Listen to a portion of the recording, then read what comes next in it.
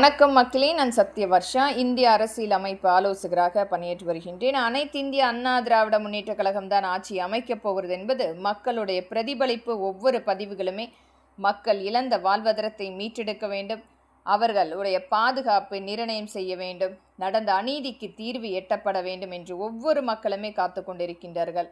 அனைத்து இந்திய அண்ணா திராவிட முன்னேற்ற கழகம் ஆட்சி அமைக்கப்படும் என்று கண்டிப்பாக நம்மளுடைய அனைத்து இந்திய அண்ணா திராவிட முன்னேற்ற கழகம்தான் ஆட்சி அமைக்கப்படும். நம்பிக்கையோடு காத்திருங்கள் மக்களே.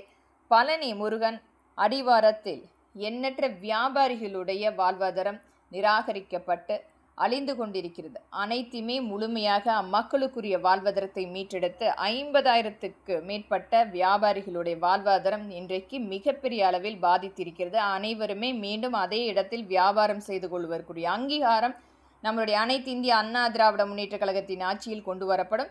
அங்கு இடிக்கப்பட்ட அந்த வீடுகளுக்கு முழுமையாக தீர்வு எடுக்கப்பட்டு மீண்டும் அரசே கட்டி கொடுப்பதற்குரிய நல்ல தீர்வு எடுக்கப்படும். நம்பிக்கையுடன் காத்திருங்கள் மக்களே. இது நம்மளுடைய ஆட்சி, மக்களாட்சி. நன்றி.